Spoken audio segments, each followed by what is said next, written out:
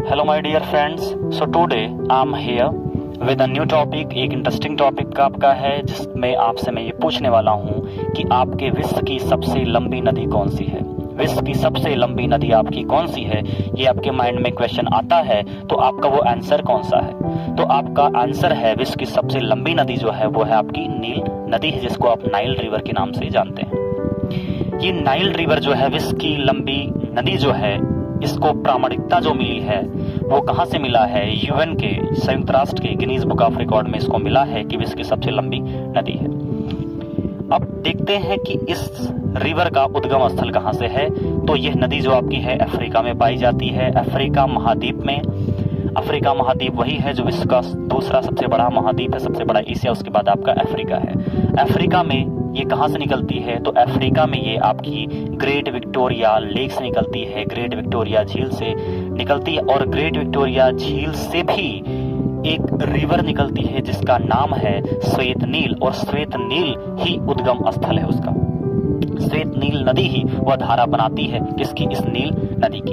फिर आगे जाकर एक नदी और इससे मिलती है आपकी, वो है आपकी ब्लू नाइल रिवर जो आपकी इथियोपिया में मिलेगी। नीली नील नदी कहाँ से निकलेगी, फिर आगे एक निकलने वाली है आपकी कहाँ से, आपकी इथियोपिया से निकलने वाली है। पहला हमने बात किया ग्रेट विक्टोरिया झील से निकलेगी आपकी श्वेत नील नदी, जो यहाँ से उसका मेन आप बोलें कि मुख्य उद्गम स्थल है। उसके बाद आपका वहां से इथियोपिया एक देश है, अफ्रीका में ही है, वहां से आपकी निकलती है ब्लू नाइल रिवर। ये दोनों नदियां श्वेत और ब्लू, व्हाइट और ब्लू नाइल रिवर है, दोनों नील नदियां जाके आपकी सूडान देश में जाकर मिल जाती हैं और एक विशालकाय और सबसे बड़े नदी का निर्माण करती है, रिवर का निर्माण करती हैं। उसके बाद ये नदी अपनी यात्रा जो है वो इजिप्ट की तरफ बढ़ाती है। इजिप्ट आपका एक देश है अफ्रीका का, और ये इजिप्ट की लाइफलाइन मानी जाती है, जीवन रेखा मानी जाती है, क्योंकि यहाँ पर जीवन जो संभव हुआ है, क्योंकि ये मरुस्थलीय क्षेत्र आपका इजिप्ट का है और इजिप्ट की स्थिति बिल्कुल सहारा की जैसे ही होती अगर ये नदी यहाँ पर नहीं होती। ये नदी इनको ट्रांसपोर्ट, जल की व्यवस्था, फैक्ट्रीज को ओपन करना, एग्रीकल्चर के लिए, व्यवसाय के लिए, सभी कारकों को देखा जाए तो सहयोगी होती है। यहाँ इस नदी पर पहले तो बांध नहीं बना था, लेकिन 1970 में आसवान हाई डैम का निर्माण किया गया, आसवान बांध का निर्माण किया गया, जिसमें कम से कम 12 टर्बाइंस लगाए गए हैं। और ये जो 12 टर्बाइंस है कम से कम 2.1 गीगावाट बिजली उत्पादन करती हैं। दोस्तों 2.1 गीगावाट बिजली का ये उत्पादन आपकी करती है। इस नदी की प्राचीन मान्यताओं के अनुसार इजिप्ट में इनके प्राचीन देवता हापी हैं, जो माने जाते हैं उर्वरता की देवता, जिसको ये लोग पूजते हैं, जिनकी आप पूजा करते हैं। उसके बाद ये नदी अपना यात्रा जो है वो भूमध्य सागर मेडिटेरेनियन सी की तरफ बढ़ाती है और वहां पर डेल्टा का निर्माण करके अपना जल को विसर्जित कर देते हैं मेडिटेरेनियन सी में। अब आपको ताजुब हुआ होगा कि ये डेल्टा क्या है, ताजुब की बात क्या है। अगर आपको जानकारी नहीं है तो आपके लिए ताजुब है, अगर आपको जानकारी है, आपने पढ़ा है, तो ताजुब का कोई विषय नहीं है। तो जरा चल आप देखते हैं इसकी डेल्टा क्या है। डेल्टा देखें तो जब भी नदी समुद्र में अपना जल विसर्जित करने वाली होती है उससे पहले ये अपने मलबों का निक्षेपण करती है। जो भी कंकड़ पत्थर मलबा अपने साथ बहा के लेके आई है वो इतना अधिक हो जाता है कि नदी के पास अब इतना ऊर्जा नहीं होता, इतना ऊर्जा नहीं होता। फिर से बोल रहा हूँ, नदी के पास इतना ऊर्जा नहीं होता। मीन्स दैट नदी अपने किस अवस्था में है, अपने ओल्ड स्टेज में है, ओल्ड स्टेज में है। अब नदी इन मलबों को हटा नहीं पाएगी और जिसकी वजह से अपनी दिशा का निर्माण करेगी और इस मलबों को वहां पर छोड़ देगी और धीरे धीरे जाके ये समुद्र में अपने जल को विसर्जित कर देगी। इसे बोलते हैं डेल्टा। अपने मलबों का निक्षेपण और ये त्रिभुजाकार का होता है। ये डेल्टा बहुत ही उपजाऊ होता है, कभी कभी इतने बड़े होते हैं कि यहाँ पर कई छोटे छोटे देश भी बस जाते हैं। ये उर्वरता के लिए जाना जाता है। जैसे आपके भारत की जो गंगा नदी है सबसे लंबी नदी है, सबसे लंबी नदी आपकी जो है 5210 किलोमीटर की जो ये नदी आपकी गंगा है, डेल्टा का निर्माण करती है। कहाँ निर्माण करती है, बंगाल की खाड़ी में गिरने से पहले आपकी वेस्ट बंगाल में, पश्चिम बंगाल में ये क्या करती है, सुंदरबन डेल्टा के नाम से जानी जाती है। ओके, तो ये नील नदी जो है डेल्टा का निर्माण करती है और उसके बाद भूमध्य सागर में अपने जल को विसर्जित कर देती है। विश्व की कम से कम 20% जो जल है वो नील नदी में ही पाया जाता है।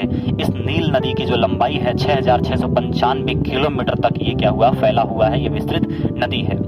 यह नदी पूरे 11 देशों से होकर गुजरती है। वो कौन कौन से हैं? आपका है तंजानिया है, युगांडा है, रवांडा है, बुरुंडी है, डेमोक्रेटिक रिपब्लिक ऑफ कांगो है, केन्या है, इथोपिया है, एरिट्रिया है, सूडान है, साउथ सूडान है। फिर आपका आता है दोस्तों इजिप्ट आता है आपका। क्या आता है आपका? इजिप्ट आता है आपका। तो ये क्या हो गए? ये कुछ ऐसे देश हो गए जहां से, अफ्रीका के ऐसे देश हो गए जहां से ये नदी हमारी गुजरती है, नाइल रिवर। ओके, ये नाइल रिवर आपको पहले मैंने बताया कि इसको एक मान्यता मिली है गिनीज बुक ऑफ रिकॉर्ड से कि ये विश्व की सबसे लंबी नदी मानी गई है। यह नदी अपने साथ बहुत सारे फॉरेस्ट को भी जन्म देती है। इसके बगल में बहुत सारे घने आपको वन मिलेंगे जो क्या है, बहुत सारे वाइल्ड लाइफ बायोडाइवर्सिटी को रिच करती है और ऑक्सीजन का सोर्स करती है और कार्बन सिंक का सोर्स करती है। कार्बन सिंक क्या होता है? आपके जंगल जो होते हैं वो, जंगल में पेड़ होते हैं और पेड़ का रोल क्या है, ये कार्बन डाइऑक्साइड को लेते हैं, प्रकाश संश्लेषण की प्रक्रिया करेंगे और कार्बन डाइऑक्साइड को लेंगे और ऑक्सीजन को देंगे। अगर पेड़ नहीं होगा तो कार्बन डाइऑक्साइड को कौन लेगा? और कार्बन डाइऑक्साइड आपकी ग्रीन हाउस गैस होती है। ग्रीन हाउस गैस आपकी ऐसी गैस जो सूर्य की किरणों को आने तो देती है लेकिन जाने नहीं देती है दोस्तों। और इससे क्या होगा, गर्मी बहुत अधिक बढ़ जाएगी अगर कार्बन डाइऑक्साइड ऐसे ही वातावरण में फैलता रहा, क्योंकि हमारे पास पेड़ नहीं बचेंगे, क्योंकि हम जंगलों की कटाई कर रहे हैं। इसको आप कैसे डिफॉरेस्टेशन से कनेक्ट कर सकते हैं कि पेड़ों की कटाई अगर होगी तो क्या चीज़ें हो सकती है हमारे लिए, ग्लोबल वार्मिंग होगा और टेम्परेचर बहुत ज़्यादा बढ़ेगा। अभी COP27 कॉन्फ्रेंस ऑफ पार्टीज हुआ जिसमें इन्होंने बोला है कि हमारे जो सेंचुरीज का है 1.5 डिग्री सेंटीग्रेड ही रहने देना है तापमान, पूरे सेंचुरी का, पूरे विश्व का तापमान इतना ही होना चाहिए। अगर इससे कहीं अधिक हो गया तो बहुत ज़्यादा प्रलयकारी स्थिति उत्पन्न हो जाएगी। रिपोर्ट ऐसे कहते हैं कि 2050 और 60 तक अगर ऐसी ही गर्मी रही तो इंडिया में क्योंकि हम उत्तरी ध्रुव में हैं और यहाँ पर टेम्परेचर जो लू का होगा वो 60 से 70 65 डिग्री होगा, इतना कि आप घर से बाहर भी नहीं निकल सकते। तो समझ सकते हैं स्थिति क्या होगी। हमें क्या करना है, हमें इको फ्रेंडली रहना है, हमें नेचर को सपोर्ट करना है दोस्तों। तो नेक्स्ट वीडियो में I will coming with a new topic, interesting topic. So thank you very much to get connected with this my series. So next time I'll come with a new interesting topic. Thank you very much for your support. Enjoy.